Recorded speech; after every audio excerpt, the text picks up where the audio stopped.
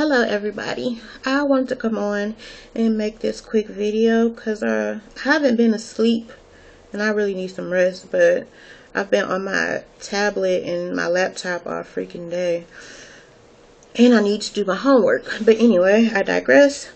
I wanted to talk about a particular issue. So let me just start by showing these pictures first off. The first picture, this is Hadia, the 15-year-old young lady who was murdered by two young African-American men. One was Michael Ward, who was 18 years old. The other one was Kenneth Williams, who was 20 years old. In this picture of this beautiful young lady whose name is Janae. Janae was 18 years of age. She was killed by a black male who was 21 years of age, and his name was Jim McPherson, or Miss McPherson, yeah. And lastly, I have this young lady. This is Frances Cullen. She's 18 years of age. She was killed by a 34-year-old black male. Get this. On the same block where she was killed at this February, back in December, there was a 16-year-old boy named Jeffrey Stewart who was killed on the same block. And that was in December. Then January, there was another young male who was killed. He was 14 years of age and he was killed within the same area. Let me show you guys something else. Okay. This says Chicago Violence Scoreboard. 57 homicides, 243 shootings, and that was dated February 22nd. And today is the 25th, so I'm pretty sure that number went up some. Let me show you guys something else. Chicago school-aged children shot and school-aged children homicide. 2013. Sorry, I need my glasses on. It says school-age children killed 10, school-age children shot 38.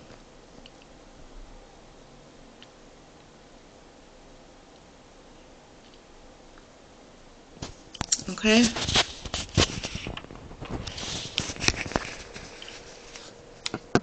All right.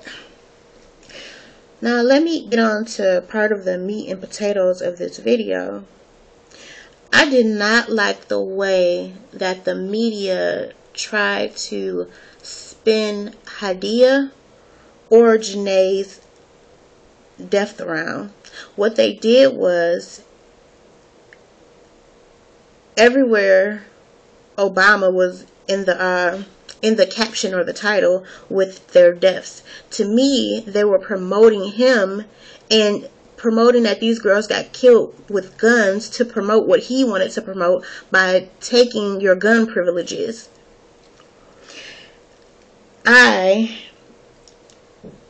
feel awful in a way that someone would use these young ladies' deaths for their own agenda.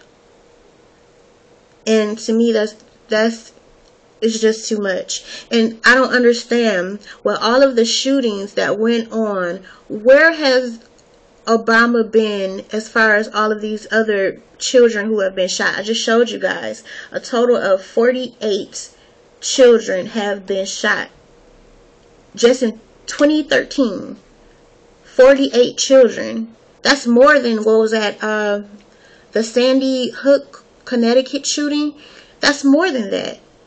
But I don't see anything changing anytime soon.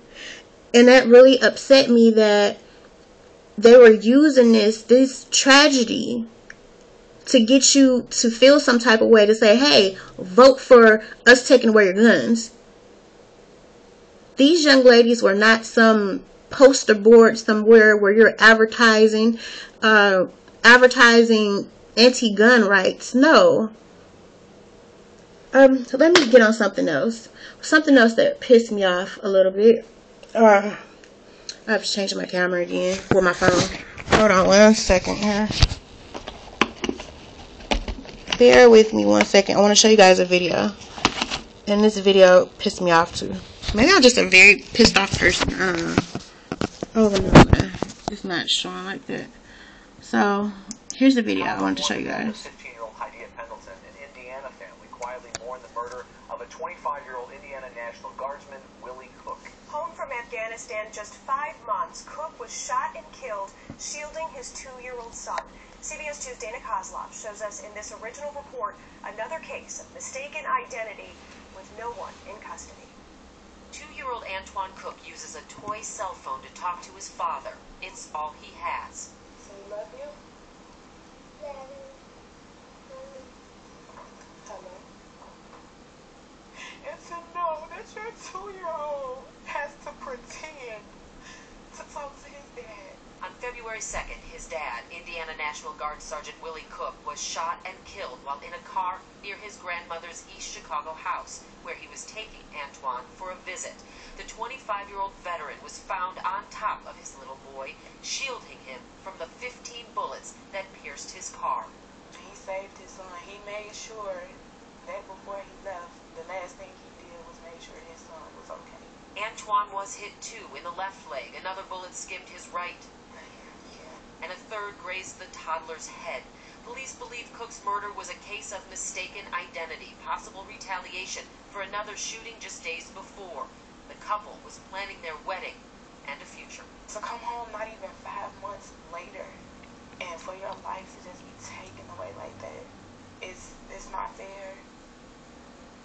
Norwood believes someone knows something and she wants them to speak up. Incidentally, Sergeant Cook was a member of National Guard Unit 713, the same unit that lost 6 members in Afghanistan last year. Robin Marissa, Cook also has another child and his entire family, just devastated. A couple things you have to say about this. First of all, thank God he's okay. The little baby's okay. Yeah, because of his father. Right. And then also, it just rips your heart out to see him talking on that phone like that. I know. And no one's in custody.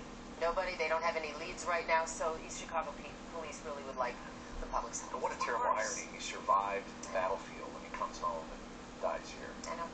All right, thanks, Dana. Okay. I found that strange that I had never even heard of that story. And he was murdered before Hadia was murdered. He was murdered before Janae was even murdered. So I have no idea why that story didn't become huger. And I don't understand how, well, not huger, sorry, bigger. I don't understand how no one wants to say anything when this man actually served for his country. There was even another guy who had the same story, but his story was back in 2010. There was a guy named Thomas Wortham. I think I'm saying that right. And he was a Chicago police officer who returned from a tour of duty in Iraq. He was killed trying to defend his personal property in his community.